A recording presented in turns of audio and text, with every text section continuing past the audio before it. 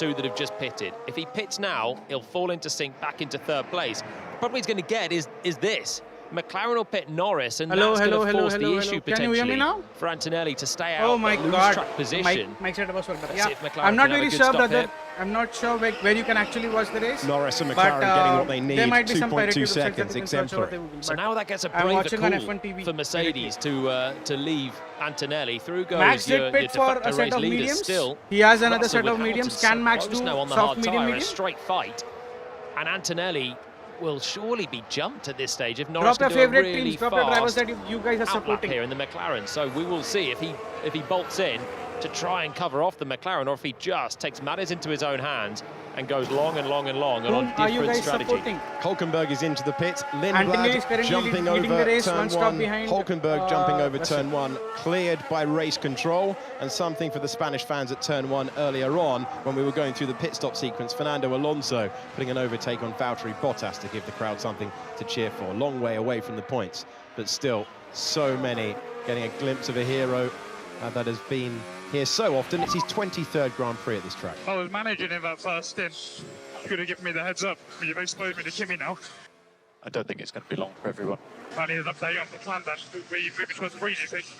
So still on plan here, George. Nothing to worry about here. George is furious. He's trying to read the race from the cockpit, of course, knowing that Antonelli had stayed out, but he's now decided to pit. Antonelli had an advantage of 24 seconds. It needed to be a 2.6 second stop, and it was, because Norris would have had the advantage of the fresher rubber, and Antonelli had to react to what the McLaren driver did by pitting. Piastri is also in as well, and he rejoined. So Antonelli, there you go, crucially ahead of Lando Norris, and they had to react, otherwise the world champion would have jumped. Yeah, Norris will be a little bit closer than he was, having made this pit stop a lap earlier. So are these fresher tyres going to improve his fortunes? Will he be able to push on to the back of Kimi, or will he just eke his way and use the advantage that they seem to have in their long run pace? No one is able to extend this first stint. You've got the car's full of fuel, you've got high temperatures, Deg just getting worse and worse, that even Charles Leclerc now with track position doesn't want to do something too different, because he's just going to lose way too much pace. 24.0 basically for Leclerc on the last lap. That's 2 seconds slower than his teammate on fresh tyres. And box, Charles, box. We have the gap to cover Piastri. We don't care about Piastri. Let's look further ahead if we have the pace. Okay, let me know on flat. We stay out this lap then. Stay out this lap. Always seems to be a consultation between driver and engineer and strategy Leclerc's department. leading the race. And those tyres do not look in the best of nick. Starting but P10, Charles Leclerc goes around again. I mentioned that pit behind everyone else. with other teams, it's way more of an instruction to the driver. He's almost 3 seconds to the pit slower by a lap. Red Bull. Hadjar, who lost a lot of positions off the start line. Gearbox issue for Lance Stroll. He's the only retirement of the Grand Prix so far. George Russell will have the lead when Charles Leclerc is eventually called to get rid of those medium tyres. But again, as already suspected, start of the weekend, before we'd run a lap, soft and the medium, no real difference, both falling away dramatically. The hard is the more durable tyre. If the hard isn't durable, we are in for so many pit stops, as we see. Bortoletto is the driver who has been timed at the bottom of your picture. Hulkenberg is the driver in 12th position. Colapinto in 13th, and it's Gasly, and Bortoletto dropping down the order, having made his stop. Retire the car. Bottas is out of the race in the Grand Prix. An issue for Cadillac. They had a brake failure with Bottas earlier in the weekend. Finally, Charles Leclerc is called in, so they extended by a lap, and now they've given the instruction. After the pit stop, everyone is back to their original positions. Very much like it was the race engineer agreeing with the driver, and then strategy have gone, you do realise you're losing 2 seconds a lap to what Hamilton is delivering on those fresher tyres. You just cannot afford to give away. Wow, Leclerc did come out the pits ahead of Piastri. Damn. Leclerc making his stop. Leclerc is on new set of hards. To the back of the main competing pack. Well, let's see where he comes out in relation to Piastri then, that he cleared with that move earlier on. There's Oscar in the background. I think he's still going to cover him off there. That was enough pace on really old tyres there for Leclerc, and he does. So that's worked out really well for Ferrari. And pitting Hamilton when he did as well has worked out fairly well at this stage. Lewis obviously still close behind George Russell, now first and second, but with a nice buffer to Kimi Antonelli. 6 seconds between Hamilton and Antonelli by virtue of pitting 3 laps earlier. But now the advantage with Antonelli having the fresher tyres. Oscar Piastri, winner of the Grand Prix here last year, in 7th place. Further back, more action. Hadjar has just cleared Liam Lawson. He improves to 10th place, trying to recover the positions that he lost at the start. We heard the instruction that Valtteri Bottas was going to retire, and that is the 3rd time this season the Finnish driver has failed to see the checkered flag as Cadillac get up and running in Formula One. Let's go. And this is their 7th Grand Prix today. Bortoleto has just passed Alex Albon. Albon's start procedure infringement was timed before the start, so it will be whether he's parked up long or wide in his grid slot. Max has gained approximately 7 George seconds Russell's of lead is in the pit stop. 1.9 seconds. This is Isaac Hadjar making the pass. Slam dunk stuff down into turn number 1. It returns him to the points. Big wide rear wing on the Red Bull. The upgrade they bought for Miami, and the rotisserie rear wing really does clear some air to go through and reduce the drag. And so it's nice that he got out of position at the start, because he's giving us a display of overtaking. Not there. No one overtakes at turn 13, but we're seeing some moves that Isaac Hadjar would not have wanted to make at the start, but he's reclaiming those positions in unusual parts of the racetrack. Slicing through Behrman like he's a back marker there. Yeah, Behrman yet to pit, so those tyres absolutely shot at this stage. Lindblad, the other of the potential point scorers, running in the points right now, who's still to pit. Both Norris and Antonelli. 3 seconds away from those around him, though. So that's the risk of just staying out, is you are just deviously slow. You drive around, you wait for the car to turn, you can't get on the gas on the exit. Feels miserable, but you're cutting out a pit stop. So you save yourself 23 seconds if you can go long and make it a 2-stop instead of a 3. Sort of a big, steady defensive drive, effectively. Or you go attacking, you have a car that feels really nice underneath you, you have grip, you feel like you can make everyone else look really stupid by overtaking in the corners that you'd least expect an overtake, like this one. But you spend an extra 23 seconds coming through the pits, and that's it, that's the price. I always find it's all relative, isn't it? Having a miserable time in a Formula One car with balance and tyre grip versus, you know, being at a wet kart track in Northampton or somewhere like that. It's all relative, but it's the nature, it's the selfish, hungry nature of the racer that you always want more. What did you say yesterday, DC? It's Formula One, not Formula Fun. Liam Lawson's just got past Oliver Behrman, as has Hulkenberg, Colapinto and Gasly, because Behrman's long stint on the medium tyre is over. He's come into the pits. Yeah, what, you're going to go to sunny Spain and drive a Formula One car and not enjoy yourself? Yeah. How dare you? Never happy, though, are you racers? I say, saying that, Julian. I thought you had directed that to one of us, DC. Yeah, well, both of you. Yeah, you're a perfectionist, and Julian, I'm not convinced, isn't going to slip into his Nomex once again. He's young enough. So that 19 and 66. George Russell leads by 1.9 seconds, but Lewis Hamilton is chasing another podium finish. He's got back-to-back second places. He's trying to win his first Grand Prix for Ferrari today. Resurgent Lewis Hamilton compared to last year, where he endured no escaping it. Worst year of his career. Wasn't on the podium once. Unthinkable for the driver who started his F1 career with a bold move on Fernando Alonso into turn 1 of lap 1 back in 2007. He's been quite punchy, actually, in the media as well, Lewis. I think it was former Grand Prix driver Ralf Schumacher had made some comments on his performance, and Lewis unusually rose to it and said, well, he's making comments never having a world championship, and I've won 7. Okay, Frank, as is an instruction, we need to switch cars into turn 1, please. Switch into turn 1. Switch cars. Hafer, into turn 4, please. Turn 4, switch the cars. That's right. Still pushing. They had a bit of a Barney about that in Austin last year, didn't they? That was not for points, and they, given the reliabilities, that looked like Kimi Antonelli going slightly deep into turn 10. Given the reliability this year, that could be points, even for Alpine, who are having, in their opinion, their toughest weekend of the year. They're really struggling with the long duration of the corners here. Max is almost a second to the low slower speed stuff in Montreal and Monaco, where they were on the Leclerc, podium, thanks struggling to on the their set of right of mediums. right of appeal being reinstated. Third place for Pierre Gasly restored. That was the opening news of this Grand Prix weekend. Well, nip and tuck for these guys at the front, Russell and Hamilton, but Antonelli is pushing those tyres harder, taking half a second lap out of Hamilton, so he's down to about 4.5 seconds now. You can see him just coming into our camera shot. So we're going to see Hamilton being the meat in the sandwich very soon. Hamilton's keeping Russell very much in check out front still, within 2 seconds, just about 2 seconds back, as our overtaking maestro is going to have another run.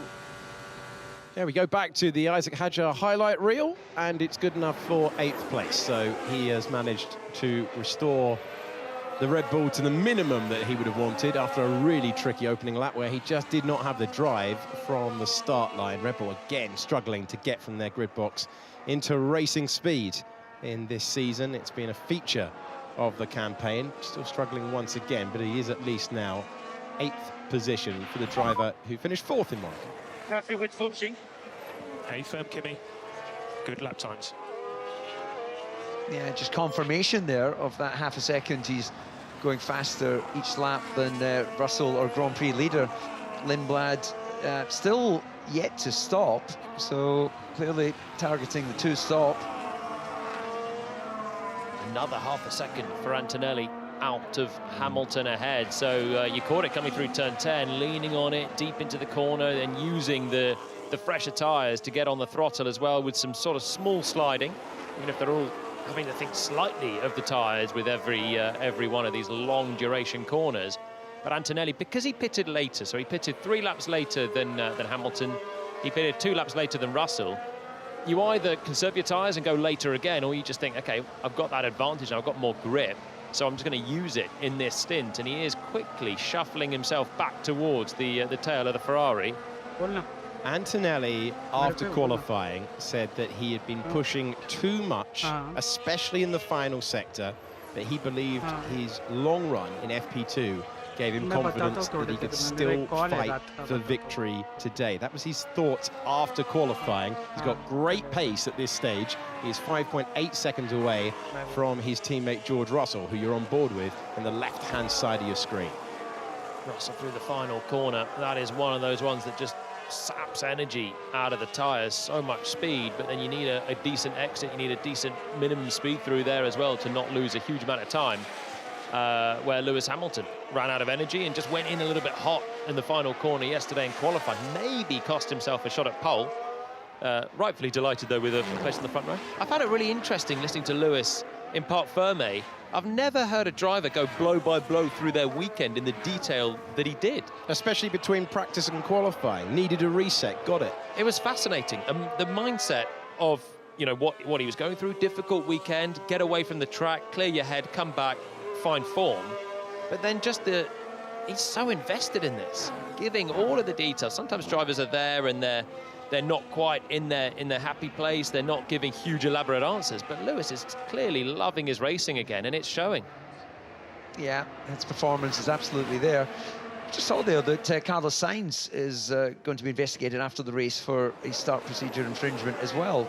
So I wonder if that's just a coincidence that it's both Williams cars. Can't imagine they both were well out of position. Both experienced drivers. You've got a nice big yellow line on the racetrack to know where to line your front wheel up with. Surely it's something else than just grid slot positioning. Otherwise, our fantastic team of replay operators would have found that, and we'd have seen both Williams cars doing something. But the fact that it is both Williams cars, it says that it might be something else. And the fact it's investigated after the race, and we're on lap 24, says it might be something complex. But hey, it's always a shame to have an investigation that's gonna last the duration of the Grand Prix. Just looking at the time codes that they've referred to, Albon's is for the formation lap, Sainz is for the Grand Prix start. So not exactly the same thing. Anyway, you can find out what happens to that one, like the Monaco Grand Prix, after the race. Yeah, in the green flag lap starts, it's traditional that mechanics push the car back. So let's say the sensor that predicts or tells us whether they've had a jump start or not probably doesn't pick up. And then it becomes active that they're in their proper box position for the start of the Grand Prix. You're never going to jump the formation lap start, are you? You're going to find yourself carving through a stationary field. That'd be very unusual if you did. Okay, really important battle now between Liam Lawson and Nico Hulkenberg, who's in your picture at the moment, and you're on board with him on the left-hand side.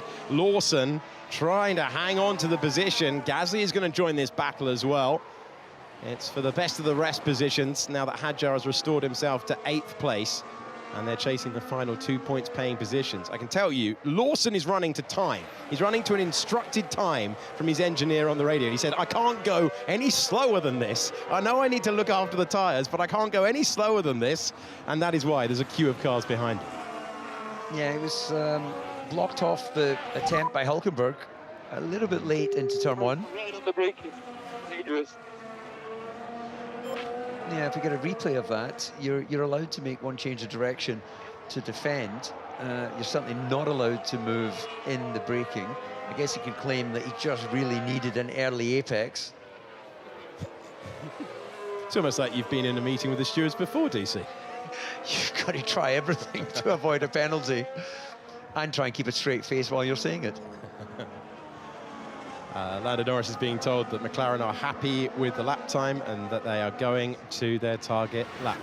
It's not a bad lap time for Norris. He's the fastest man of the top 5 drivers, and he's also going with Antonelli to the back of the top 2 as well. So the gap's really, really tightening. Russell had caught some traffic. He's just cleared Alex Albon. He's got Ollie Behrman to lap as well coming up. So that's 18th and 17th position, and he's still got Hamilton, Antonelli, and then Norris here, all with a long shot. Let's see, when we go through the final corner, you look up the road, there's your race leader with Lando. So it's going pretty well for McLaren here in terms of pace. Can they just close up and make something work in the pit stops? Nice shot of your top 4, isn't it? Sweeping through the S's at the start of this. All trying something different, as we can see Alex Albon is the driver making way. And he will get the blue flags and has to respond to them as the field make their way through. Russell trying to win his first Grand Prix of the season since the season opener. Lewis Hamilton trying to emulate Michael Schumacher and win his first Grand Prix for Ferrari at this venue. Antonelli trying to make it 6 in a row. Norris trying to win his first Grand Prix as world champion. That's the state for the top 4. This is what Hulkenberg was complaining in the battle for 9th. It's fine for me, that. It's fine. It's frowned upon, as you say, DC, but I think there's enough margin and he's not super aggressive with it. It's maybe a sort of warning, slap on the wrist style, but it's not a penalty to me, that. Yeah, it was Hulkenberg wasn't right in the passing zone. It was more a case of sort of showing his nose. But yeah, I agree, there won't be any action taken on one. If you were systematically doing that repeatedly, then you would definitely catch the attention of the stewards. Arvid Lindblad getting past Esteban Ocon, left-hand side of your screen. He's up to 15th place. And next up the road, Gabriel Bortoleto. Underbalanced for George Russell, so he's got understeer. Effectively, he wants more front wing. That is code to the, or not a very great code, to his race engineer, Marcus Dudley, to say, when we come in for the next stop, make sure you crank on some more front wing angle, because you'd start driving around with understeer, you're going slow. You want to, obviously, the most neutral balance you can get, especially for these long, reasonably fast corners, fast, medium speed. The more you have to sit there on the apex and rotate the car, the longer you wait to get on the throttle, the slower you have to go through the apex. And then the more you can hurt that left front tyre as well, which can be a limitation around here. So Russell giving the feedback, but at the moment, the pace looks okay for him, and he's just starting to eke away from Hamilton. And Antonelli's getting ever closer to that 1 second window. George Russell trying to re-establish himself in the championship fight today, having failed to score in any Hamilton of the last 2 Grand Prix. Yeah, Hamilton cleared Behrman there at a nice spot. So Ollie Behrman's just sitting in front between the 2 drivers vying for second place at the moment, and still through turn 12. Will Behrman sit ahead of Antonelli for the final couple of turns as well? He's going to. Oh, no, he's going to pit in. No, he's not. He's just going to jump out of the way very, very kindly for Kimi Antonelli. Lewis Hamilton has been called to the pit lane. He was losing time to George Russell, and the man who came first from those contending for victory to the pits last time around does so again. Say goodbye to those one stops and say hello to multiple stops for Lewis Hamilton. 2.6 seconds and fresh tyres once again. So once again, do Mercedes cover this off? Because you're not going to make the end of the race on this. That is a 3-stopper locked in for Hamilton, especially with the fact that he's bolted on some mediums.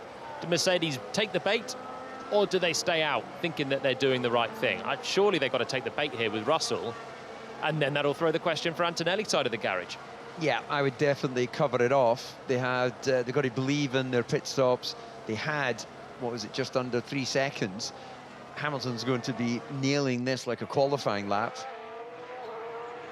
Should still be enough with a tidy pit stop from Mercedes, but it will be close enough. It'll keep the team on their toes down there in the pit lane. Not much margin. It's always a high-pressured moment for the crew that practice so many times to get things right, and they practice for moments like this. You've got a 7-time world champion, a 6-time winner at the Spanish Grand Prix, finding himself on the attack at this point. Will Mercedes respond? He is lighting this up, by the way. He's 1.6 seconds quicker than Russell through the middle sector on this in-lap. This is a big, big outlap from Hamilton. Look at him sliding into 12. And no response from Russell. Russell goes around again. So Hamilton now is going to have to clear these two very, very quickly. One's a back marker that will jump out of the way. The other one is Oscar Piastri for race position. If he clears him here into turn 1, this could be Lewis Hamilton in the net lead of the race in a lap time. He's right on the brink, and Hamilton can't get there. He will clear Sergio Perez, and Hamilton's electric outlap is interrupted by Piastri. So update, Lewis will be on a 3. We are still racing at Norris, so we need to keep these lap times going. Around the outside, like he wasn't even there. Old tyres versus new. Hamilton finds himself into 6th position, and the timing page says he's 22 seconds back now. Net lead of the race, Lewis Hamilton. So if Mercedes want to pit Russell right now, they will come out behind the leading Ferrari here. It's a big call. They stayed out. Maybe they thought it was too close with the way that Hamilton was pushing on that outlap. Ferrari have seized an initiative. Is it the right one? We will have to wait and see what Russell can do, but his pace right now is not amazing. And look, Antonelli is now 2.2 seconds. Here we go. The two Mercedes now separated by not very much. It's going to give me black and white flag for track limits, so no more of those, please. Otherwise, it's a 5-second penalty. Wow. He has been warned.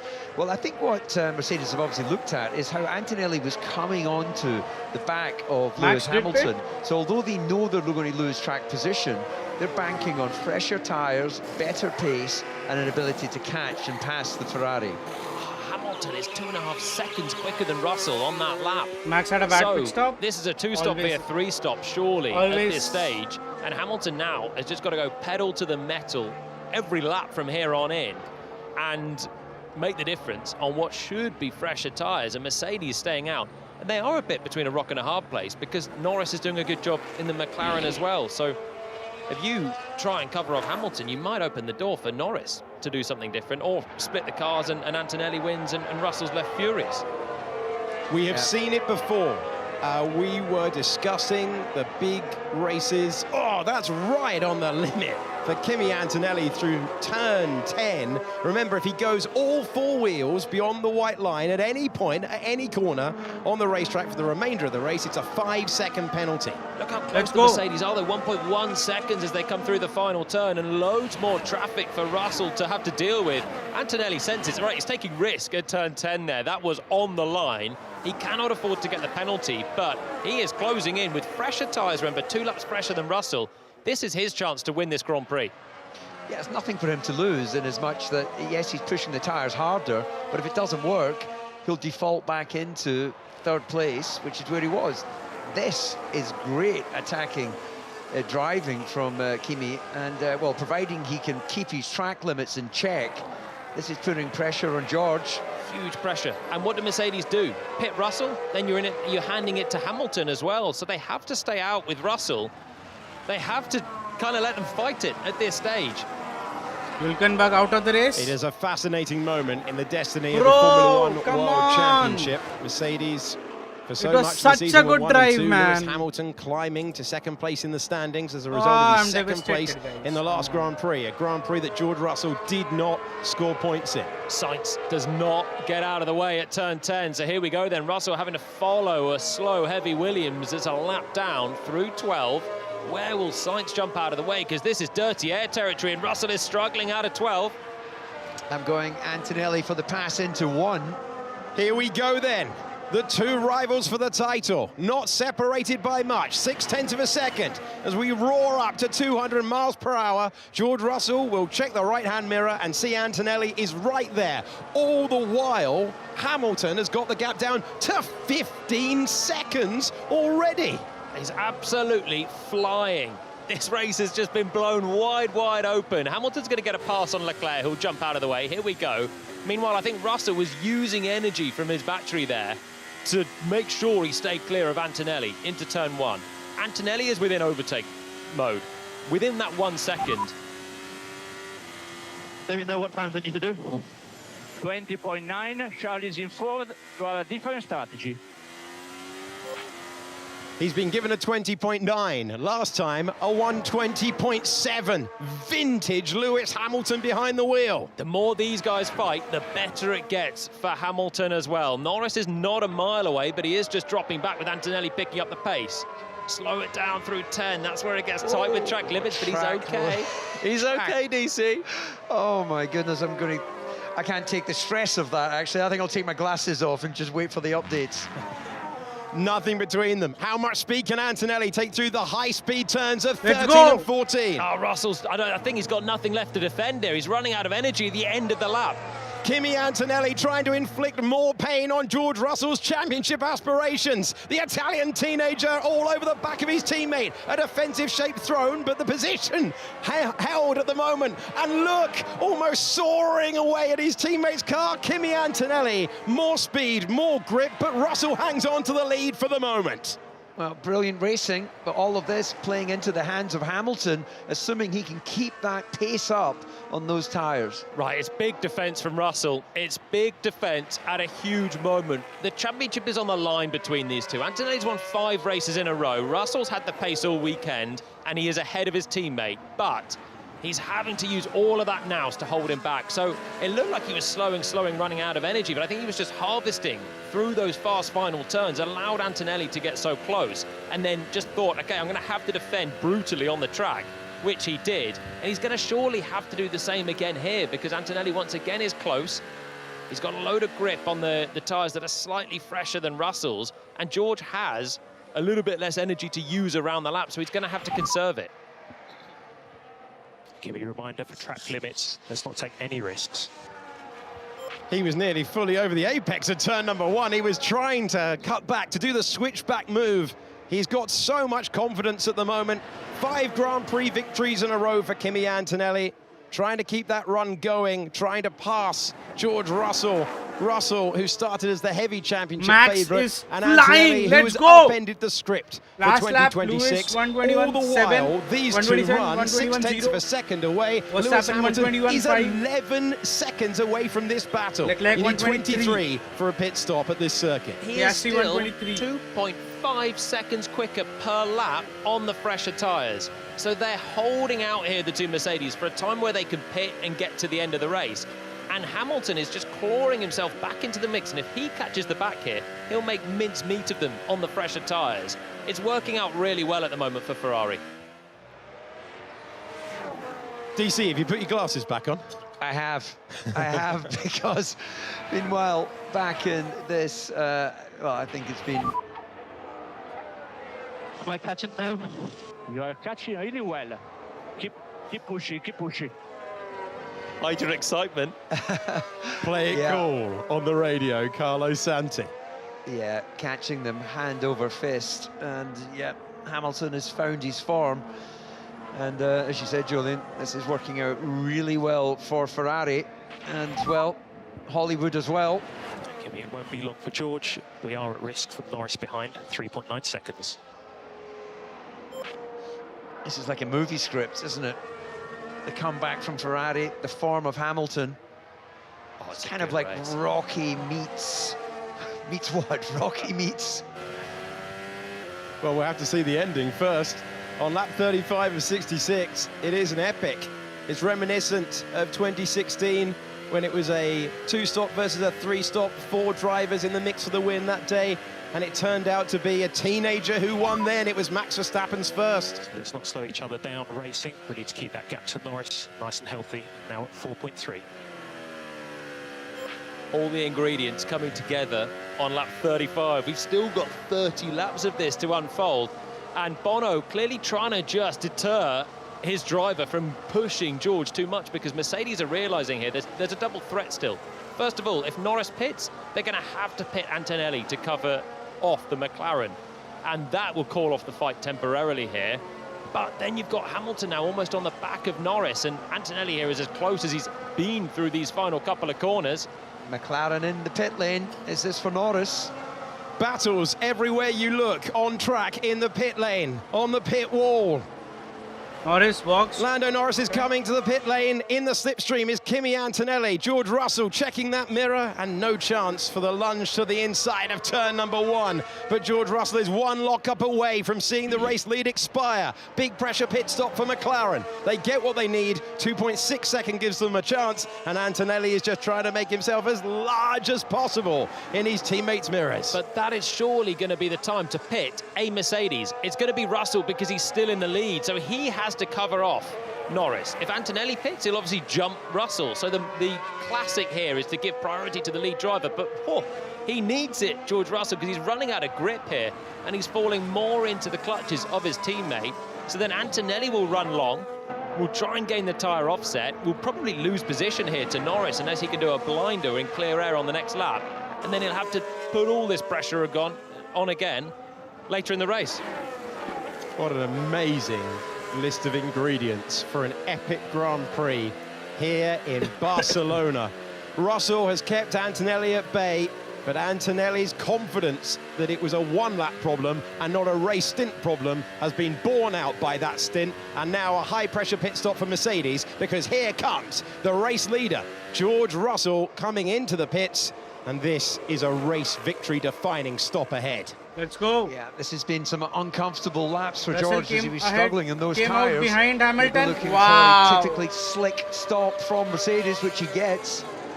Didn't see them go for a front flap change as well as he came in. It was either so seamless that I missed it, but out he goes. So Hamilton is miles ahead. Piastri box. After all of that, Lewis Hamilton is Verstappen 15 seconds 4.7 clear. seconds off the back of Kimi Antonelli. No exaggeration to see, as Russell covers off Lando Norris, and that's crucial for him that he marks off the McLaren. But what pace does Antonelli have? Because Antonelli would also love to pit and come between Russell and Norris here. He doesn't want to have to pass the McLaren. It won't be long, Kimi. Got to cover Norris. Pete Bonington explaining as he goes to driver and us, and Antonelli being told it won't be long. And that's the best news for George Russell as well. You want... Oh, he's going Oh, hard. my He's going word. hard. That is a brilliant angle to show you how close Antonelli is flirting with a 5-second penalty. Yeah, and he's going to come to the pits. We can see from our commentary box, Mercedes are there nice and early. And so in comes Kimi Antonelli. It was 2.6 seconds for George Russell. He comes down to the pit lane speed limit. It's going to be tight with Norris. This has to be pinpoint. And Russell finding himself with traffic. Russell with the Haas in the way is not what he needed at that stage. 2.8 for Antonelli, but how much did the Haas cost George Russell? Lewis Hamilton to the race lead. George Russell out of the final corner, and we wait to see for Antonelli. Russell is making his way by. Watch for Norris. Norris is the driver, so Russell's through. Antonelli looks like he's going to just cover him off. It's going to be tight. Norris's tyres are fired up. He'll have better grip off this corner. It's not done yet for Kimi Antonelli. He will have to keep Norris at bay into turn 4. We go on board with the reigning world champion and use all of the energy that you've got. And he gets by. They clear the Haas. Russell maintains the advantage over Antonelli. Norris is covered off, and Lewis Hamilton leads on a medium tyre, having put together such an attacking stint. That's a lot of fun, that stint of the race, DC. Yeah, Hamilton will be loving this. he'll be on the radio saying, how big is the gap? I can play with that. Can I keep this pace pushing? His last time around, 20.9. So he's been banging in the target times, and the degradation seems under control on that Ferrari. So he's going to have to pit again, though, Hamilton. There's not a chance he can get to the end of the race on that medium tyre.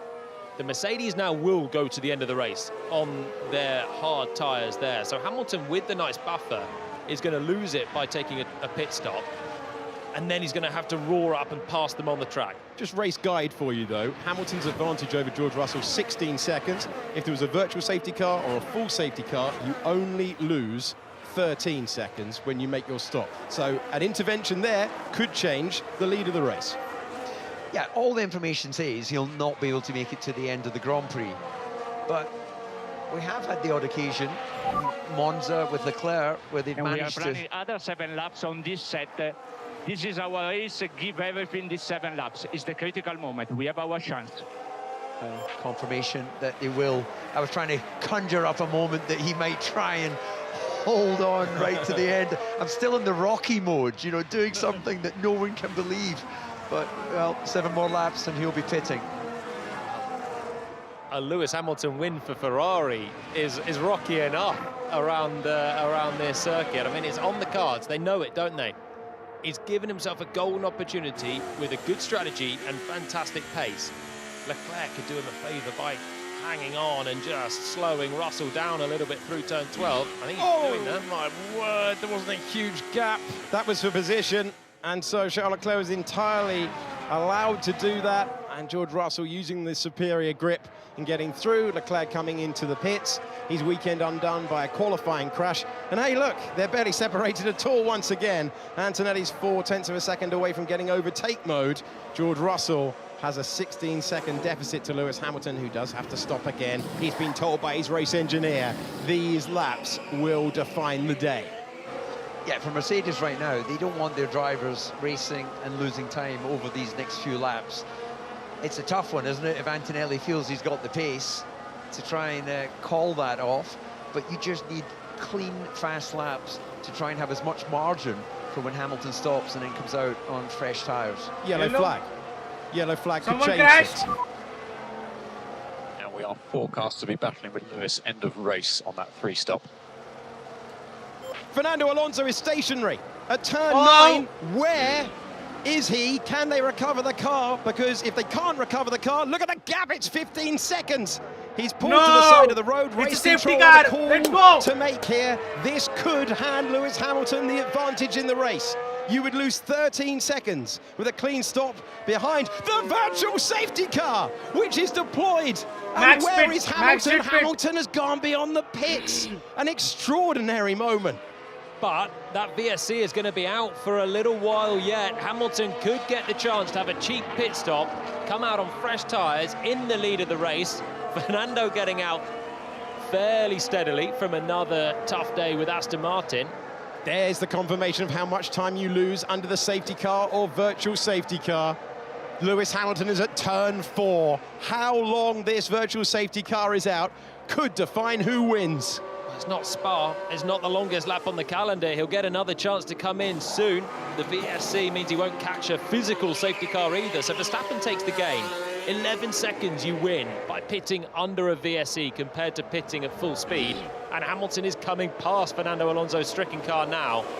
If Ferrari were excited before, they will be excited even more right now. They'll be brimming with it. Hamilton is at turn number 9. The marshals recovering the car is going to define whether Hamilton gets a cheap pit stop, makes the stop, gets fresher tyres and maintains the race lead. Still it's out. He's at turn 11. Verstappen just jumps clear of Leclerc with that gain as well. So they were racing up to the safety car line, but I think Charles was at the absolute limit of what he could do. Here we go with Hamilton. Ferrari aren't out in the pit lane as yet. There would be no harm for them to be ready just in case, and they are moving. Ferrari are coming to the pit lane. Here they come. This is what they dreamt of. This is the exact scenario they were looking for. And he is going to get the benefit of coming in, changing tyres whilst everyone is at restricted speed, and that will gain him enormously. Ferrari need a clean pit stop, but George Russell at restricted speed, Lewis Hamilton hitting his marks. He hasn't won a Grand Prix for Ferrari. His old rival breaking down might just change that. He's back out into the fast lane, no need to take the risk. And George Russell is making his way by, but Lewis Hamilton is clearing onto the circuit, and we are now racing to the control line at reduced speed. Lewis Hamilton's looking for the white line that defines him. Lewis is the race leader. And now the VSC is ending. That couldn't have been better for Lewis Hamilton, who has the freshest tyres, a very fast car, and as we go back under green conditions, oh, that was seamless for him. And you are in front.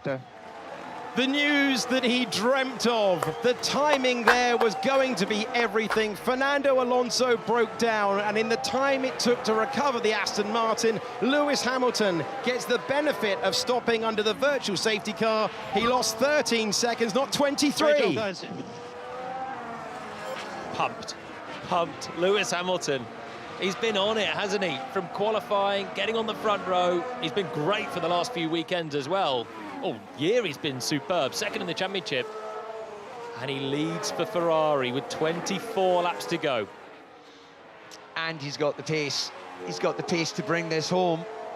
And it's going to be interesting to see what happens in that battle behind with Russell and Antonelli. But those fresh, hard tyres will just feel so sweet to Hamilton right now. Let's go, guys. Also, DC, you've got George Russell, there he is, second place, looking at the back of the Ferrari. Does he go all guns blazing to catch Hamilton at risk of falling into the hands of his teammate? Who's the bigger threat here for Russell in the big picture? Well, it's his teammate, clearly. Max got the fastest lap of the race, 120.230. It'll be a small point swing. Let's go, let's go. Lewis Hamilton has been told he's got 5 laps fresher tyres to George Russell.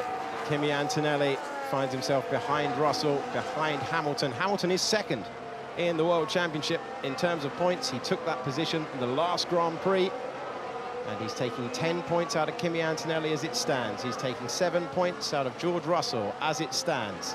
Hamilton going aggressive, going for the 3-stop, and the benefit of the Aston Martin breaking down and the 10 seconds that he saved gives him the race lead on lap 43 of 66.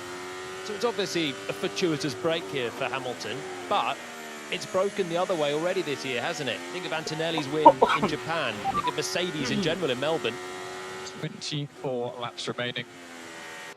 That's the race up ahead of you. Got 1.3 behind. Well, that's the giddy up. Yeah, sorry, he's going to say that. His engineer's definitely saying, you got to go for it. And he's not only behind, but he's on 4 laps worse tyres. And on a day where tyre deg is big, that's not insignificant there for Russell. So it's a double whammy for Mercedes. He was given the gap to his teammate. He wasn't given the gap to the race leader. That says where Mercedes are at the moment. George Russell, who was under enormous pressure in the middle stint of this Grand Prix. But it is a Grand Prix that has come alive. There is Hamilton yellow flag infringement. The yellow flag infringement has been noted. Disqualification from race control. So, not wanting to be a Monday morning, what is it, quarterback day expression. Yeah. But that battling that Kimi and Russell were doing could have made the difference with the time loss in that little battle between Russell coming out in front of Hamilton. I know no one could know. Well, you could probably know the Aston was not going to finish, but you wouldn't know the virtual safety car was going to fall correctly for Hamilton. But the margins are so tight in those sorts of moments. How would you have played it differently there, DC, if you're on the pit wall for Mercedes? Yeah, I don't have an answer for you. I'm just stating the fact that when you're on a day where you knew Ferrari could be a threat, letting your guys race played into their hands. Yeah, absolutely. There was a bid in play when you saw how close it was to the safety car line. But the bigger factor was that Russell was quite slow at that stage. If you were with no championship in mind, you were sitting on the Mercedes pit wall and you just said, all you have to do is win this race. You'd have hoiked Russell out of the way and said, Antonelli, go and make sure you're getting the fastest race time. But these guys they're fighting for a championship with each other. So you're never going to have them helping one another to win a race here. It's bigger picture than that for Mercedes. For Ferrari, it's not. It's about winning races right now. If Hamilton comes closer to the championship later in the year, there'll be a load more questions in play for them. But right now for Mercedes, the picture is tougher than it is for Ferrari, because they've got two contenders, like McLaren last year. They want to play it fairly between the two. They have done that so far, but possibly at the cost of allowing Hamilton the chance to come through. Yeah, Hamilton absolutely supreme out front, 7/10 quicker than Russell, opening that gap out. And I've got to say, if he converts this victory, not only is it absolutely deserved, it's just going to be so much more comfortable, because to have pointed out the facts of the difficult couple of years he's had, it's been uncomfortable for such a great champion. This display is, I think you used the words vintage Hamilton earlier, Alex. It's been a stunning drive, and it just makes it so much easier to praise a 7-time world champion than to criticise one. He was asking Fred Vasseur for a change of brake material earlier in the year. He had to ask Fred Vasseur over the winter for a change of race engineer as well. Ferrari have given him the tools. He has spoken in recent times about how much happier he is with his side of the garage, and he is a driver rejuvenated in 2026. I can hear, sorry, Jolene, I don't want to tempt fate, but I can sort of hear the jet in Los Angeles being fired up, and Kim getting on the aircraft ready to fly into his arms, celebrate his first victory for Ferrari. It would be a landmark that looked a long way from happening last year when he didn't stand on the podium in a Grand Prix, let alone on the top step. It's been 2 years, really, hasn't it? Because his last year with Mercedes was not easy. His first year with Ferrari was certainly tougher last year. And then there was all this start of the year, Melbourne, back fighting, looking great. China, really strong, back on the podium for Ferrari. And you wondered if he could make it last through a season, which he couldn't do last year. The answer is quite clearly yes. This is Hamilton back at his absolute best, on form, and now stroking it through to a 5-second lead. As the laps tick down, there is a potential investigation somewhere in there for him, but with the pace that he's got, he can build up that buffer to more than a penalty distance anyway. Yeah, Hamilton, the incident involving him has been noted for a yellow flag infringement, and the time was at 2 minutes to the hour, so the yellow flag infringement is key for Lewis Hamilton, but also key, he's got over a 5-second lead right now, so if he did get a penalty, he would still be the winner as it stands. It's a home run for him right now. Best tyres in the top pack, with the safety car timing to give him that big buffer that he gained there, 11 seconds difference. Without the safety car, this would have been a really close race, and Ferrari sensed there was a big opportunity. With it, it is now gilt edge for Hamilton to bring this home. George Russell will have had a couple of laps now to digest what's happened. Kimi Antonelli running in third place. Lando Norris only 1.6 seconds away from Kimi Antonelli. And then Verstappen in fifth. Charles Leclerc's climbed 4 positions from where he started the Grand Prix. The rest of the point scorers, Piastri, Hadjar, and then it's Gasly and Colapinto. They've struggled all weekend long. Remember what we said earlier in the race about switching them over? There was a chance of points. At the moment, they are occupying those points-paying positions. That timing, absolutely vital at the front and at the lower reaches of the points. Yeah, they're nip and tuck on lap time, Russell, Antonelli and Norris, so it feels a bit of a stalemate there as Hamilton continues to open out that gap, running a full 3/4 of a second faster. And, well, at the other end of the points-paying positions, it's a good day for Alpine out of a difficult weekend for them if they can get both their cars to the points-paying positions. He didn't really cover it off at the time, but Nico Hülkenberg retired in the Audi. Still no points this year. Penalty at the end of the race in Monaco. So many times he started 11th, had miserable getaways and plenty of poor reliability as well. Today was looking like a really brilliant chance for him to get some points on the board for Audi, who desperately need it. But 8 laps ago, he brought it in as the Mercedes were doing battle. News from the stewards. The incident involving Lewis Hamilton has been reviewed. There is no further investigation. And 30 years on from a driver who turned out to be an all-time great with 7 world championships to his name, scored his first win for Ferrari here. We find ourselves with Lewis Hamilton staring at exactly the same scenario. He leads George Russell, his old teammate, by 6.5 seconds. Last time around, he did a 1:20.3. He is reveling in the race lead right now. He's still got a battle on our hands for second place, though. Antonelli, you could see the way he was getting out on the throttle through turn 2, trying to keep your foot in, build that momentum through 2 and then 3 where you're feathering it through. And he was lighting up the rears, certainly taking plenty out of the rear axle there, Kimi, as he's homing in on Russell's second place. This is the fight. His line as well at turn 10. If you're Pete Bonington on the radio, I don't know how many times you can warn him about that track limits, but every time he goes through there, he carries so much speed in. It looks like he's sailing wide, but he just gets it onto that white line. Oliver Behrman on the brakes, takes 14th position. And makes his way through. And Landemar race is having better pace over the whole stint than the cars ahead. I just did pace, so like I either go with them or I drop back and it's gone. So I can't do both, I'm afraid. So Norris wants to know if he's racing now or later with the Mercedes. There he is, behind the two Mercedes. You can see from that previous shot exactly that line for Antonelli out of turn 10. Once again, bang on the white line, maximising the track width. So if you go now, if Norris stays with the two Mercedes, he's going to be hurting his tyres.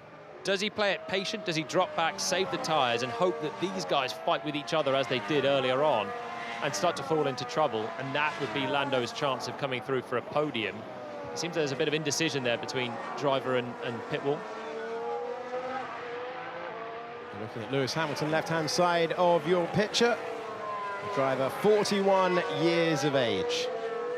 Looking at another moment of Formula One history. If he can stay where he is for the final stages, he is the oldest driver to win a Grand Prix since Jack Brabham in 1970. It is not usual to run at the front this late into your career, and once a sports star, no matter how many wins they get, no matter how many titles they have, gets to 40, you know that there aren't that many moments, but Hamilton has come back fighting this year. So Lando, at the end of the race, I want to be within of Kimi ahead. He's got 3 strikes already. There was a dropout in the radio there, so I heard at the end of the race them referencing the 3 strikes. Did you pick up the middle part? Yeah, it's going to be stay within 5 seconds in case Kimi gets a penalty. Okay, well that answers his previous question about push now or push later. But he's going to be enticed very, very soon because Antonelli is getting ever closer to that 1 second window where he'll pick up a little bit more energy with overtake mode being enabled, and he can go hunting after George Russell again. So Norris is getting close to Antonelli on that. They're all bunching up behind Russell, who's just having another race of not quite having the pace of his teammate, it looks like, at this stage. There's a nice shot to show Hamilton now just breezing away in a race lead that has been a long time coming for him with Ferrari, but it's been so well executed today. Yeah, absolutely brilliant. You know, full second. Carlos has dropped back quicker from Max. the last lap. It feels like this is back to the future. As close as he could Flawless performance, little bit of safety car Norris and virtual safety car luck, but that is how the cookie crumbles. There you go, DC. You got the second movie you were looking for. Oh yeah, of course. Rocky and Back to the Future. 15 laps to go. You are doing a good job, so you can go on. You're doing a good job. You're doing a brilliant job. They were asking him to measure his pace because he was tearing away from Russell and they were worried about tyre degradation. He metered it back for a couple of laps and they've gone, you know what, do what you do best out front. He is 8.9 seconds away. Ding dong, second place here. Less than a second between Russell and Antonelli. So let's go. Round 2 coming right up between the two Mercedes. Norris is going to be just desperate for something to happen so he can pick up the pieces there as well, and he'll soon join the party. And Antonelli will sense, even if he's second here, but he's beaten his teammate, this will be a huge roaring success for Kimi Antonelli. Russell from pole will have been desperate to win, to stop the difficult run of races. That's going to be going away from him with Hamilton. Gap at 0.9, 1.3 behind. I have so much more pace, Fred. Copy that, Kimi. You're not getting team orders. Confidence of that young man. Fantastic to hear.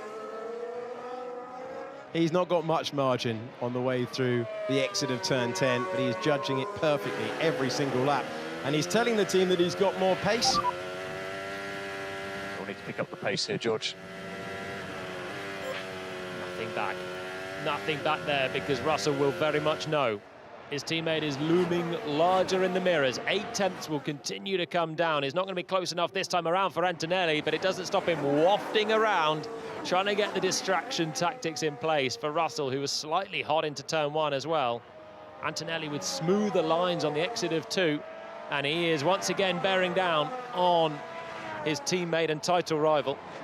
Yeah, George just having to use more road, all his lines a bit longer, a bit wider, and Kimi using less of the road. It just feels that we're not hearing anything from Mercedes that tells us they're not racing. He doesn't have the pace, does he?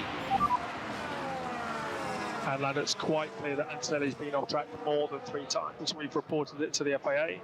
We expect he should get at least a 5-second penalty. Antonelli! Well, that's interesting from McLaren. They're very, very confident that Antonelli's going to get a penalty and drop off the podium here. If that is the case, oh my word, he's dancing to the edge. But he's keeping a margin of Pirelli rubber on the circuit.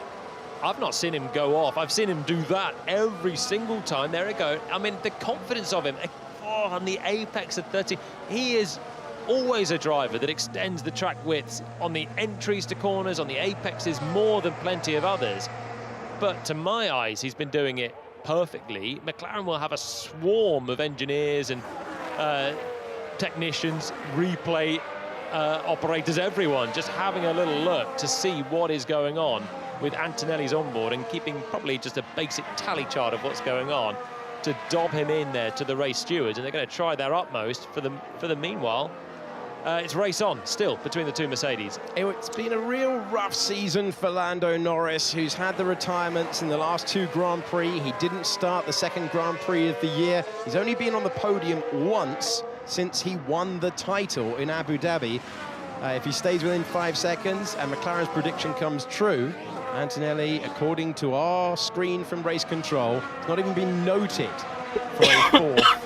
And that would be a penalty if he was able to go over the white lines again. But not noted, according to race control, at the moment. We get into the latter stages of a Grand Prix that was defined by George Russell getting a good start off the line. It was a poor start for Isaac Hadjar, who had to recover places. He has managed to get back up to 8th position. Mercedes very close together, as they still are. Tried a 2-stop. Hamilton went attacking, all-out attack on a 3-stop. And when Fernando Alonso broke down, Hamilton was able to get the benefit of pitting under the virtual safety car, and he has left the silver arrows behind. It's time now 11 seconds. Hamilton to Russell. Get the position, I think without the VSC, Hamilton wins this race. I think Ferrari opted for the correct strategy. 3-stop, it got him into fresh air, and he'd still be able to use the pace. He'd have to clear all these 3 cars, so that would be the challenge. But he was 2 seconds a lap quicker. You'd just do that around this circuit.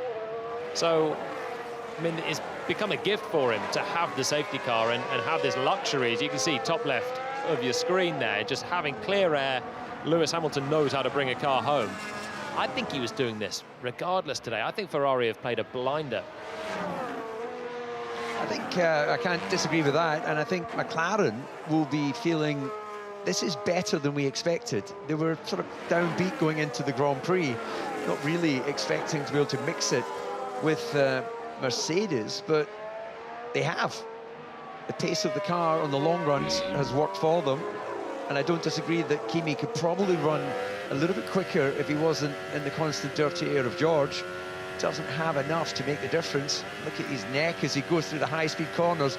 Welcome to old-school racing, Kimi. Your neck is done at this stage. He's leaning it up against the side of the chassis. It's dropping back a little bit as well. For the last couple of laps, it's been a few tenths. It's 3 tenths this time around, as Antonelli, you can just see him struggling to hang on. Less downforce this year. Theoretically, slower through the fast stuff, but Antonelli quite clearly running out of neck strength towards the end of this. It's a brutal circuit with fast right-handers, and 56 laps into a Grand Prix. It's obviously making a difference here. You can see the way that he can carry his neck one side and not so well the other. Yeah, it'll be interesting to see here at 7. Not a really high-speed corner, but does he have to lean it in here as well? It's going the other way, though, isn't it? Yeah, the left-handers they're easy. The right-handers, you've just got nothing left. I don't know about you, Julian, but if I had to lean my head, then I really struggle to see the racetrack because it changed my perspective. Yeah, it is a different perspective. Your eyes are just focused on a slightly different point with a slightly different angle, and we're looking for millimetre perfect lines from Antonelli, the way that he's driving particularly.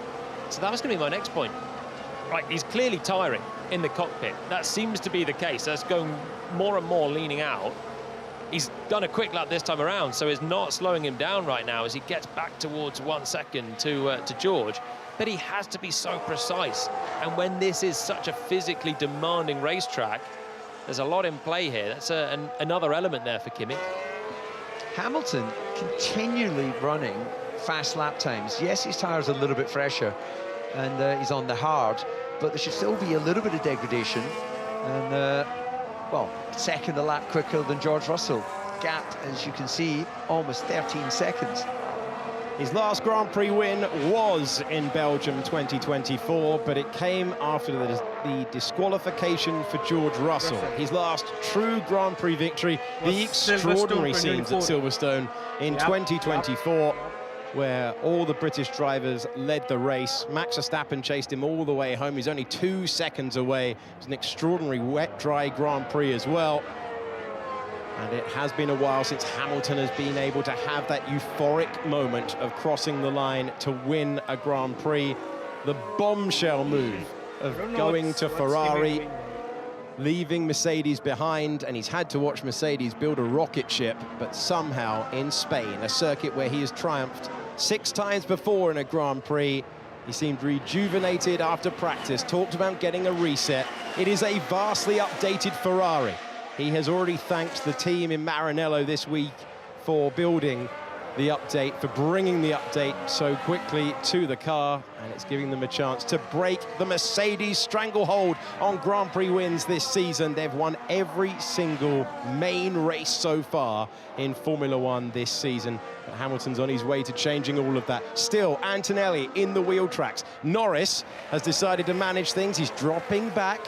Still no message from race control about a further ping of track limits for Antonelli, which would give him grief when it came to standing on the podium. No word from race control. McLaren seemed confident. The race. No word yet.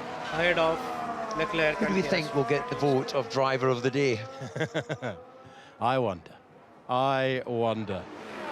Ferrari going for the attacking 3-stop, the 2-stop was the option taken. Antonelli is dancing on the edge of turn 10. That is surely where they'll be reviewing. But I don't think there's been anything clear-cut. There's been no oversteery moment, no worry for Antonelli behind the wheel through there. I think he lost it this time. Closer again within the 1 second as he comes through the final turn. I think he lost it this time. If round 2 was a score draw, this might be seconds out. Round 3 coming up here for the 2 Mercedes. Carlos Sainz on the left-hand side of your picture, getting that move on Ocon. No move for second place in your main picture. And beaming suggestion. I'm happy where I am. Leave it to it. Russell 22-1. It's a reference to the pace of those behind, which is just comfortably slower than Hamilton's doing and is capable of in his Ferrari. 14 seconds in front, with a run to the checkered flag. It's all about second place right now, and Antonelli is just not quite close enough. Let's go to keep the pressure on. Hamilton winning again. He needs to find a little bit through these turns. You've got the high speed at 9. You've got the track limits precarious corner coming up at the end of this one as well. And then if he can stay close through 10 and turn 12, the right-hander, that's where he's able to then use a little bit of energy and get closer through the fast corners and then out over the start-finish line. Well, in a week where we've seen Elon Musk become even richer, I wonder if the Ferrari share price will take a bit of a bump if Hamilton can reach this victory. Hadjar coming in. Is it Hadjar who had the margin to Gasly? Back out there, 2.3 seconds. Russell knows this feeling from Canada, where for 30 laps of a couple of Grand Prix ago, Antonelli was right there, challenging him all the way. Antonelli was confident that in race trim, he would be the superior Mercedes driver, but it's one thing to say it, it's another thing to deliver it. And he is hurrying Russell all the way to the flag. For George Russell, surely this is just get any result over his teammate, who's about to see his winning run come to an end. He has to beat Antonelli today.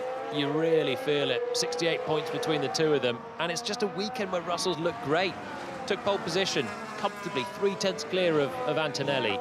If he can't beat him in a race here, then, I mean, you start to wonder, how do you do it? Because it's been so clean for George. He's not had such great pace today, and he's had his mirrors full of his teammate, who has just looked quicker for a lot Antonelli! of it.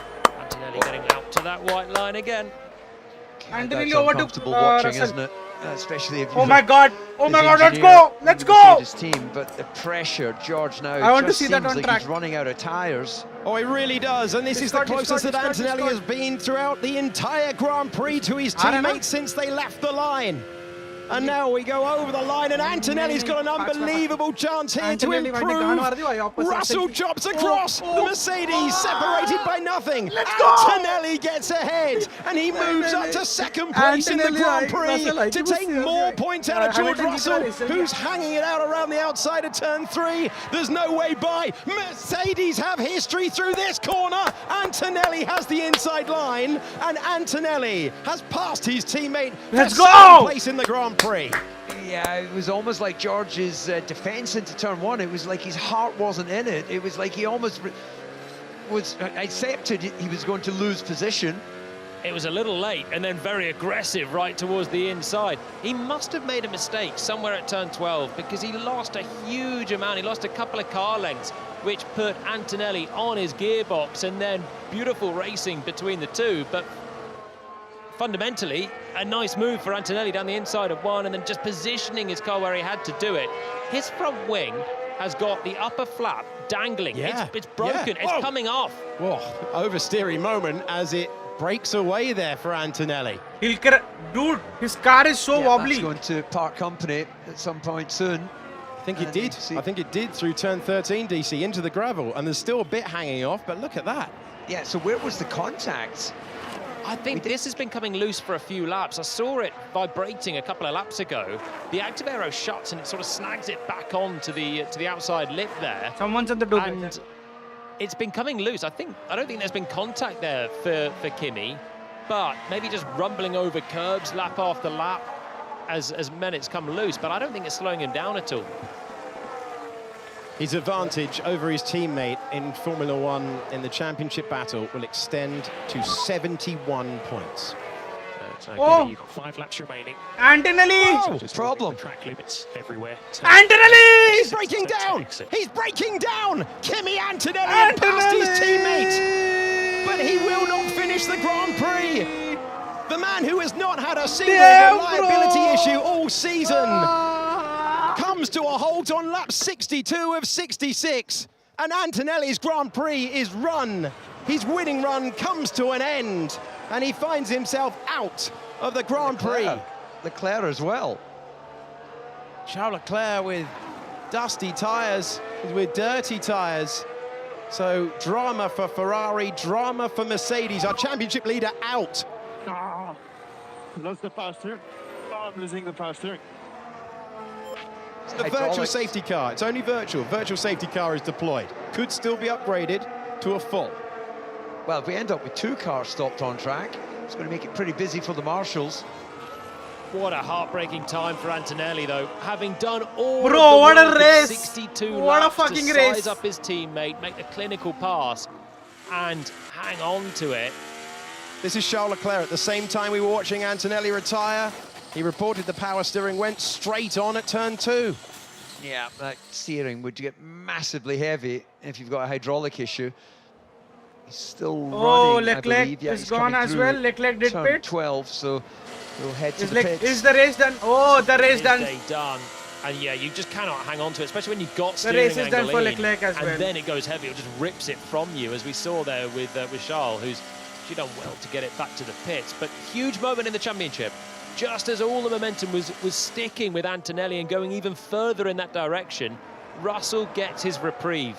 It's payback for Montreal in many ways here. It's a tough moment for Antonelli. Russell had his own tough moment a couple of races ago, and out of nowhere, his day just gets immeasurably better. George Russell, second place, VSC. It's a free pit stop for Hamilton if he wants it, but Ferrari don't feel the need. And it's a big one for the championship. Well, it was going up. The as it stands table read 71 points.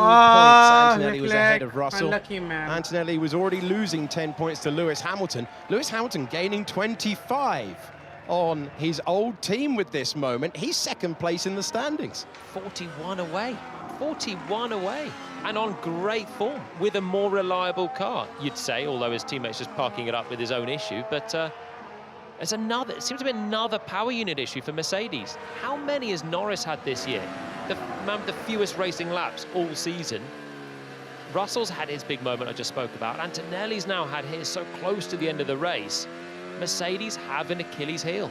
Yeah, Williams as well. If you remember in Monaco, they both had deployment issues, which was power unit, and so that only really leaves Alpine. Have they had engine issues? Well, Alpine have struggled with reliability so far this year. They've had a pretty clear run in the races overall. Yeah, they've lost time in practice sessions, but like Alpine, their first year with Mercedes, 8th and 9th at the moment. Charles Leclerc now passed by the Alpines. You go past the stationary Ferrari. And this World Championship takes another twist on a dramatic day. Bro, Gasly up this to is 7th. this Colapinto is crazy. will be elevated, so will be Lawson, so will Lindblad to the points. Antonelli's flawless run, 5 Grand Prix wins in a row, unheard of in a season of a breakthrough victory for any driver in Formula One, finds his run ending, and he'd passed Russell to inflict more damage on his teammate in the championship, but instead, Russell claws back 18 points, and Lewis Hamilton, who started from the front row, is on the penultimate lap of the race. And he might not be going very quickly, DC, but he has what he craves, the winner. And Novak Djokovic is waving the checkered flag in a couple of tours' time for the 7-time champ. I think just looking at the angle, race is they were ending pushing with Antonelli's car back into the barrier. I'm not even sure this will get a full restart. So Hamilton is getting a moment now just to savor this, what has to be one of his most special victories in, what, well over 100 Grand Prix victories. It is indeed 105, his total coming into today. I think this will be his sweetest.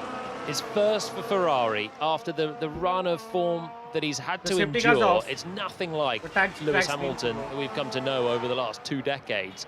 But he's back, and it's going to be just such a huge result for him, a boost to that already brimming confidence, and it's because it's so well deserved.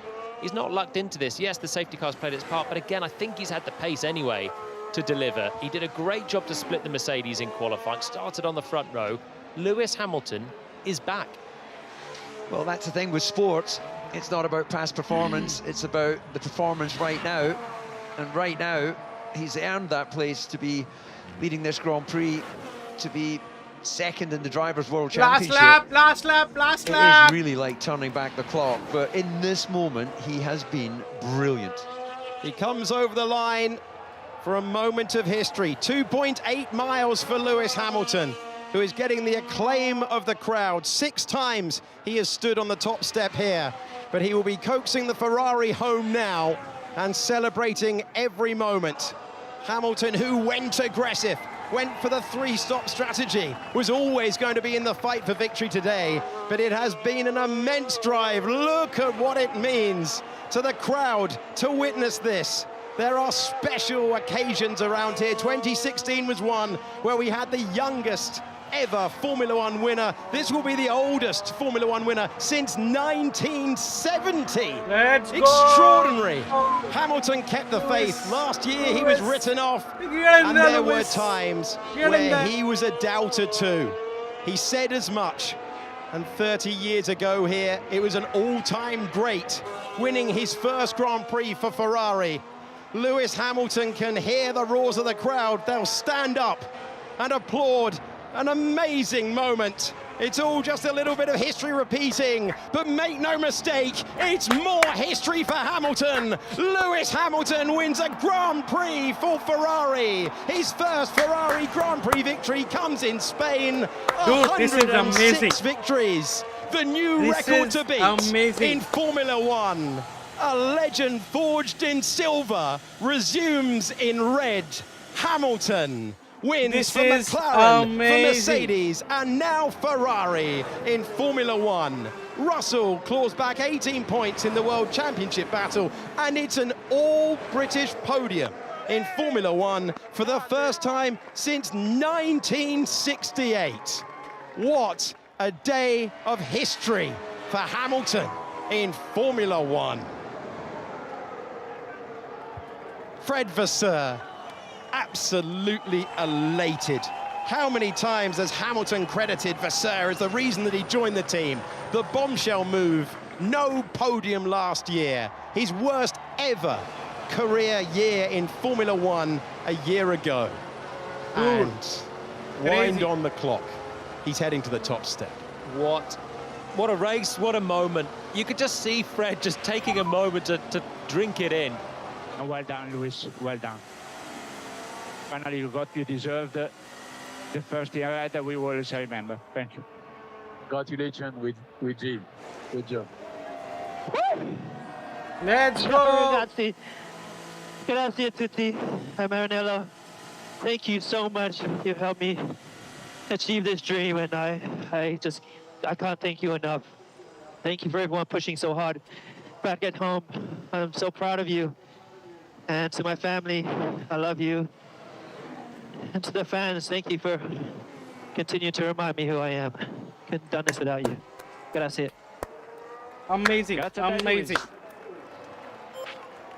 When a sporting icon gets to 40, you just don't know how many times you're going to see a moment of magic. That middle stint where he just eroded the Mercedes advantage. Absolutely the Hamilton that we used to see in Formula One, and he continued it all the way to the flag. All right, there was the timing of the virtual safety car, but I've got people from the paddock messaging me saying they think he'd have won anyway. What say you, Jolyon Palmer? I think he had it. I think Ferrari called this one beautifully. Let's go! Forza Ferrari! Forza Ferrari! Guys, thank you for those great pit stops as well. Sorry I keep talking. I'm so proud of you. Thank you. He's so in sync with them now, isn't he? The difference 12 months makes. I think the driver did a beautiful job. Lewis was absolutely hungry for it, executed exquisite laps, and I think he would have done it anyway. I think Ferrari are a revolutionary force this year. It's not going Charles Leclerc's way at the moment. It's all Lewis Hamilton, and they have upgrades this weekend that have worked. Is it amazing, impossible guys, to think amazing. that this could be now a season-long so surreal challenge from Hamilton? 2 years ago, Ferrari brought updates to the car, and it cost them. It didn't work. 1 year on, they went the wrong direction with the car's design. 2 years on, Hamilton has taken them to the top step. Amazing. The first team to win a Grand Prix this year that isn't Mercedes is Ferrari. And that bombshell move where no one expected it, the press release was one line. It said Lewis Hamilton would be joining the team. And then to follow it up with 2025, where he seemed to doubt it, 2026 brings the win. What a moment.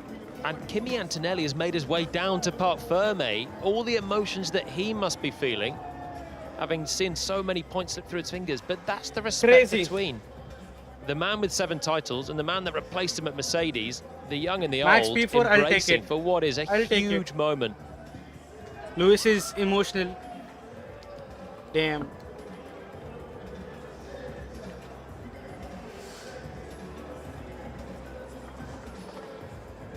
Norris collecting himself. Dude, this Lando going through the admin and saying, well done, welcome back to the winner's circle. Oh, I love it when they get the ticket. All the emotion, all the cinematic moment that we've just seen. Then you get a little ticket that says your weight, and it gets out into the car. I love who we're going to have interviewing him as well. I mean, look at what it means. I tell you what, if you turn up to a Grand Prix when it ends in 6 in Spain. 96, Schumacher's masterclass in the wet. A home victory, Fernando Alonso in 2006 brought them to their feet. 2016, youngest ever Formula One winner. 2026, Lewis Hamilton, the oldest since the great Jack Brabham. And everyone saying well done as they complete their race. And it was Hamilton, Russell and Norris, the top three, an all-British podium, so rare. And then Verstappen in 4th, Piastri in 5th, then Hadjar, Gasly, Colapinto, Lawson and Lindblad. And these moments seemed a long way last year. He finished the season apologising to our reporter, to his fans, who was asked if he had a message for the fans. He said, "I'm sorry." And he gives his fans another moment. But this time, he's wrapped in red. Whatever that reset was after FP3 into quali, it has changed the dynamic of the World Championship in 2026. Let's go, let's go. It's incredible scenes, isn't it? All of the emotion that's gone into Lewis Hamilton's time with Ferrari. There he is, Fred Vasseur. His old boss in GP2, Formula 2, that's brought him across and has seen the payback come finally with a place on the top step. And he is just back, isn't he? When Hamilton gets to the front of a race, you know he's going to bring it home. You know he can execute it. He's done it so many times before. I just feel like it's not the last we're going to see of it now, because this is a sustained run from him as well. This was not a flash in the pan. Lewis Hamilton taking a moment to gather himself together. Esteban Ocon saying well done. All of the drivers have said well done. His mechanics, his engineers, his team principal. Nico Rosberg still waiting down there to speak to the top three, but this is a big old celebration. And the crowd have been treated to another rip-roaring Grand Prix at this racetrack when the year ends in a 6. It's happened once again. Nico Rosberg is speaking to the top three in Parc Fermé. Lewis, you did it. You're a Ferrari race winner. After all that difficult start last year, how does this one feel for you?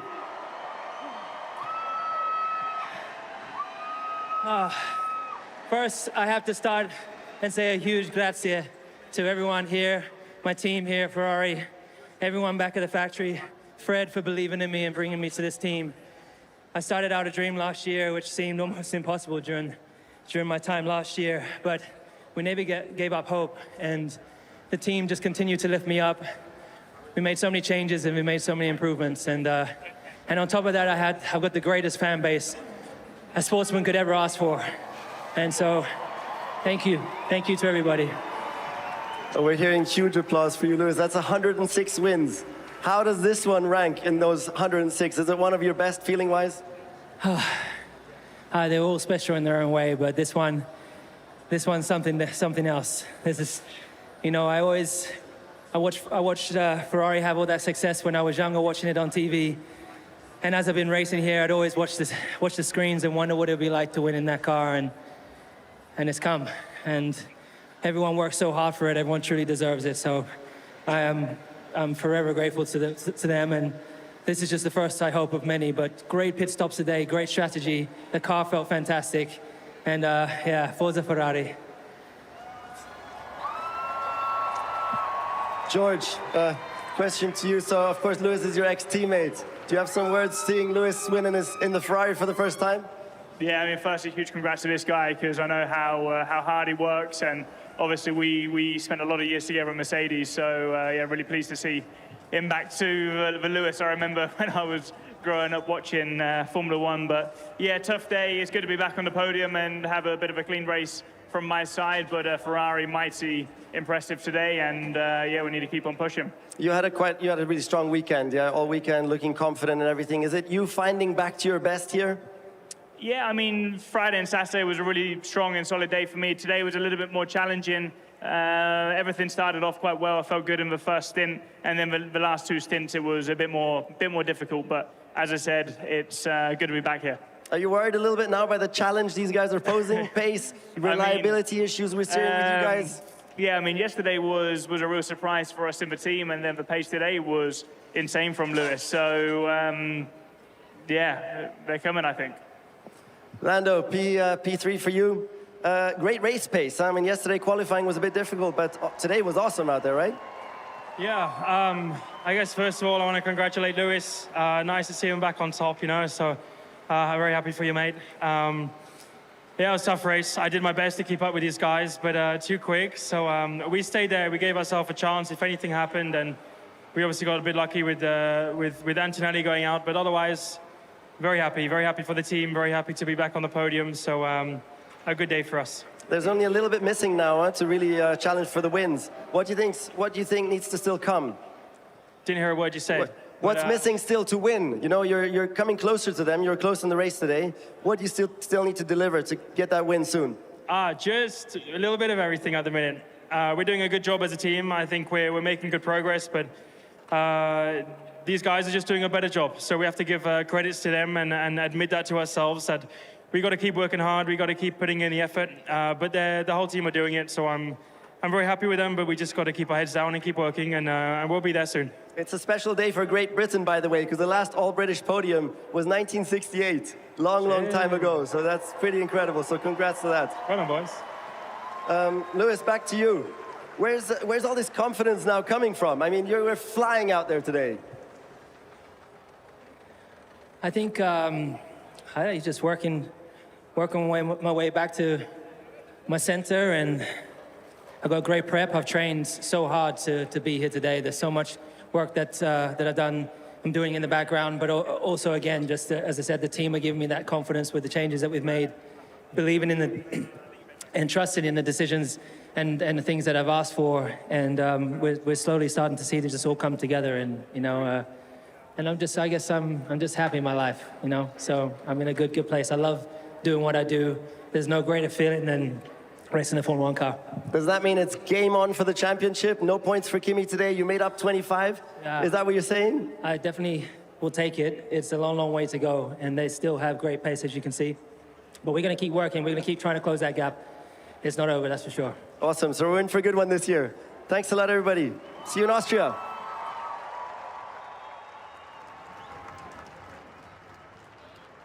Nico Rosberg in conversation with podium finisher for the second time this year, Lando Norris. George Russell in second place, 18 points out of Kimi Antonelli's lead. But Lewis Hamilton closing the gap, still in second position in the standings, taking 7 points out of Russell, having claimed that place in Monaco, and an attacking drive rewarded with the timing of the virtual safety car. So he didn't attack through at the end like he would have done, but Hamilton will not care one iota. A superb drive to take him to win number 106 in Formula 1. An amazing moment. Ferrari celebrating their newest winner. Had a taste of it in Shanghai last year with the sprint win, but the Grand Prix trophy is the one they all claim. Let's go. And when he was on his haunches, drinking in the moment, you know when a driver who's won over 100 Grand Prix is in that position, exhausted, exuberant, you know what it means. And his winning story started in 2007. It continues in 2026. You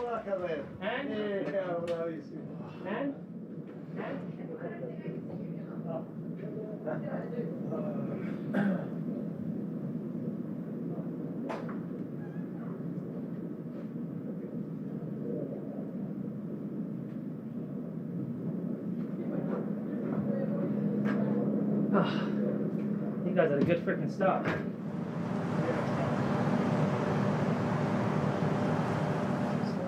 Yeah, first time seeing them races, right?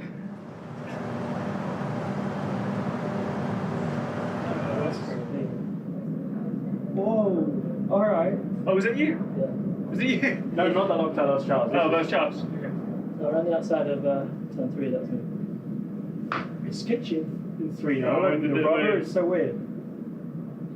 Is he just following you too closely? He was actually ahead of me. But he's damaged his front wing as well. Yeah. Yeah, I did see that. Where did Shivam? I saw on the TV it was. Six? Was it set up in the penalty? I saw he was in the pit lane for a long time during. Wow. Congratulations. Freaking heck. That safety car came with all the idiots having a good time. Yeah, we know that you were fast. You were pretty much on it. Let's go. Well, the cool-down room, an all-British edition for the first time since 1968, which is frankly unbelievable that it's been that long. They were top 3 on the grid in Silverstone a couple of years ago. The winner that day, also Lewis Hamilton. Can't imagine they had a cool-down room in 1968. Be lucky if you had a podium in 1968. They used to put them on a truck and send them around the circuit. Nice leafy garland round your neck, wave to the crowd and park it up somewhere on the track. Now a bit of luxury to watch the highlights, gather your thoughts on everyone else's races as well as your own. I absolutely love the throwbacks that we've had across the entire weekend. You've had Alex Albon competing out there in a Nigel Mansell livery crash helmet. You've had the reference to Jack Brabham, who the last time that we had a winner this old in Formula One was in 1970. We're talking about 1968 when in the US Grand Prix it was Jackie Stewart, Graham Hill and John Surtees. All the references, but that's all part of the story of the World Championship history, and the driver with the most wins in that championship. Lewis Hamilton wins the and it now stands at Barcelona Grand Prix. 106. An unbelievable record. Oh, crazy ho gaya Karthik. Crazy race. So let's start the podium. Second podium of the season for Lando Norris. Had really strong race pace. Beyond the actual result, I think McLaren will be encouraged with what they saw out there today. अरे यार शिवम भाई मेरे को मेरा stream का ये नहीं आता. Lando Norris will find himself heading out ID password account name का था. To the rostrum. Having Reset struggled में for reliability in the last couple of races, it's a podium today. And it's his 46th in Formula One. Podium चालू है अभी. George Russell looked like he'd lost 3 points in the championship. In the end, he gained 18. And he finishes second, his teammate retiring. But the story of the day, and what we'll remember the Spanish Grand Prix for, is that it's Lewis Hamilton's first Grand Prix victory for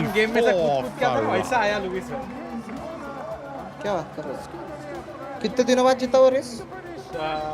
Last race one was Belgium 2024. बताओ. Ferrari के साथ पहला race win ना? हाँ क्या? एक sprint जीता है, but that does not count.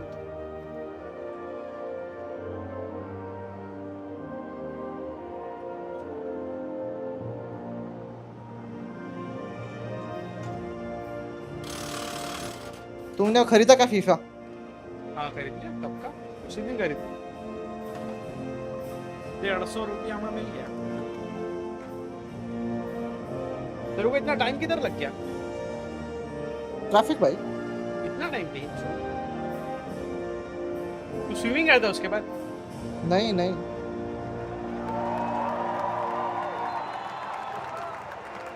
अरे अरे अरे क्या डाउनलोड करना चालू हो गया? खुल गया भाई, स्टीम खुल गया. काउंटर स्ट्राइक 2 की डाउनलोड कर रहा है, छक्का गेम. चलो स्ट्रीम चालू है, पड़ गई. तो क्या हो गया भाई? एड्रेस बताओ क्या मेरा? छक्का गेम है तो छक्का है. Get in there, Lewis. Get in there.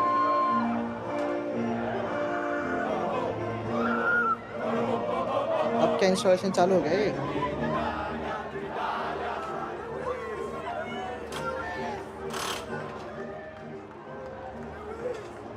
अरे भाई ये इतना अजीब सा क्यों है भाई ये steam?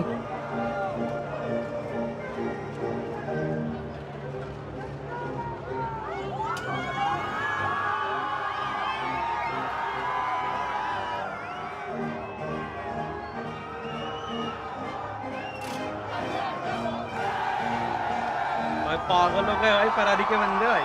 It's a long anthem, the Italian anthem, and Lewis Hamilton, to quote a great commentator, watching it and drinking it in. You could tell he was staring intently to his sea of red mechanics, and he throws the trophy in the air. FIFA 2025. Like his first. अच्छा FIFA 2026 rejuvenated on the timing page yesterday, restored to the top step today. खेला क्या तूने? And the gold medal to go with it. Win number 105 came after the race. Win number 106, one of his sweetest Formula One victories. Settled in the stewards' room back in Spa 2024. So this is the first time since Silverstone 2024 that he has been able to celebrate on the top step. Look at that moment. For Carlos Santi, brought in to be Lewis Hamilton's race engineer. And 7 Grand Prix in, he is hoisting the Constructors' Trophy aloft. George Russell knows there's work to do to find the ultimate pace. But ultimately, he needed a break on the evidence of previous races, and he got one late on. And he had a podium finish in Miami. He's got a podium finish in Barcelona. Lando Norris. तो गाड़ी चलती नहीं पहली बात तो. ओ left versus PS चालू हो गया भाई. The first one since 1968. एक मैप भी हो गया. And we're talking about moments long ago. Lewis Hamilton's name will echo long, long into the future. He is the driver to beat when it comes to wins in Formula One. And you've got to match 106 after today. Driver and race engineer combination on the podium. And George Russell dousing his old teammate in champagne. The reigning champion up there as well. Chalo guys, thank you so much for tuning in. Thank you so much for joining. Professor sending up Carlos Santi. I'll see you guys tomorrow. And Hamilton almost reaching over the wires of the podium to celebrate with Austria Grand Prix, where Red Bull is expected to be coming with a lot of upgrades, and we are hoping for a Max podium. Let's go. I'll see you back. I'll see you then. अरे Max भाई का कितना आया? P4. Decent भाई, decent. I'll take that. तो P2 कौन है? Russell. किमी. Russell. P2 Russell तो किमी का कार तो गया ना?